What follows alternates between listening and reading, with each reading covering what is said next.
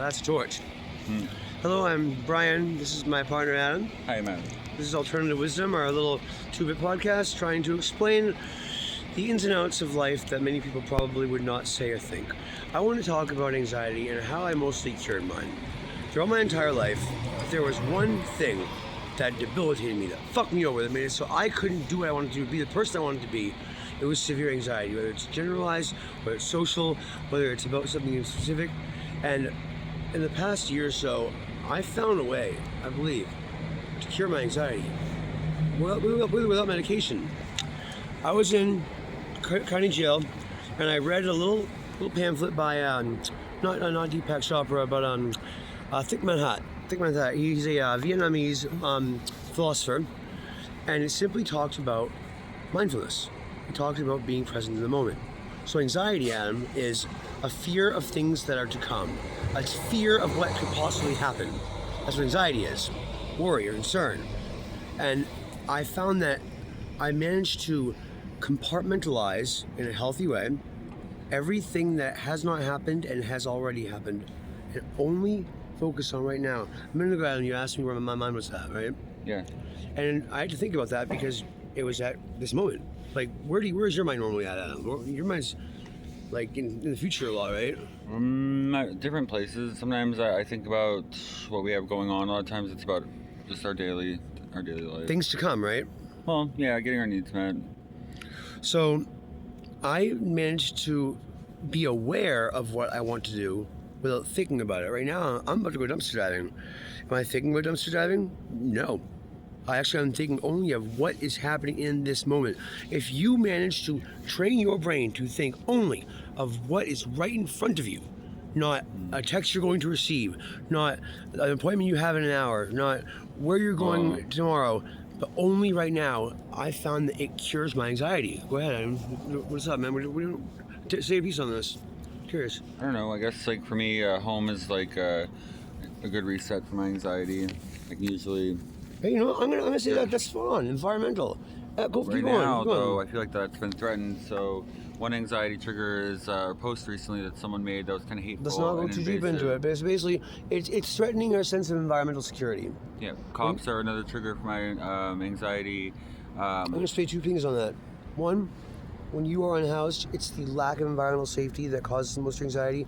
And two, most men won't admit it, but going to jail is fucking traumatizing. It is. I am terrified of that. We don't do anything that's really criminal in any way that would have us be put in jail, but still, when cops approach or are nearby, it triggers this pang of anxiety inside me. So I looked it up. It's called capiophobia. It is the fear of arrest or detainment, basically of police.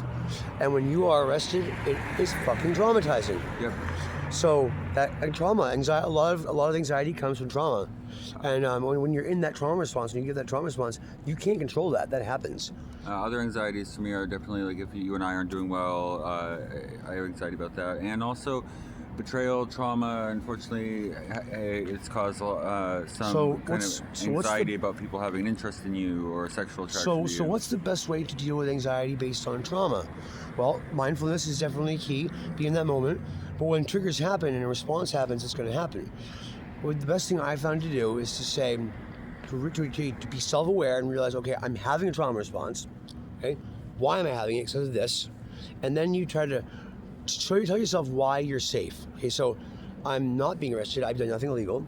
So call could drive by right now and I'd be okay. Right. I'm good. Okay. Yeah. And like if you're worried about something about it, you think, oh, somebody's gonna hit on my partner. Well, right now in this moment, that's not happening. Right. So if you focus only on right now in this moment, then you don't worry about it. That's what I found to do, and this is hard. I've had to want to do this for a long time without being able to, and you think in my head, man, I wish I could be more mindful. And finally, after it's embedded in your unconscious, that mindfulness, that present mindset, will kind of manifest itself in your daily thinking. Just look up material, read shit on it, and want it. Tell yourself, I'm going to be this mindful person. And I'm telling you, I used to do all kinds of substances for my anxiety. And I'm not saying I'm entirely clean every day, but I can be anxiety free most of the day. You've seen it. Yeah, right now, I just want us to be able to be in a safe, private place for winter. I want our home situation environmental. So that's a big worry. So All you can do, Adam, is say right now we have that safe private place. Will we have it next week? We don't know, but why would we worry about that? Unless we're thinking of a solution. We're thinking, okay, well, this is a solution. But sitting there and worrying about something that has not happened is just going to hurt you. Right, I'm anxiety free right now, but I'm just saying those are typical triggers. Yep. So hey, if you got any on this video, I hope you did. Let me know, or just I hope we help somebody, because I've been debilitated by generalized anxiety and social anxiety disorder diagnosed my whole life. Oh, it stops you from doing things. It is the most crippling thing ever. Yes, it's crippling, and this is what I've done. One page I read from Thick Unhoused little book in jail changed my life, but not at that moment. It took another year for it to kick in. Brian and Adam. we told Turn into Wisdom over and out.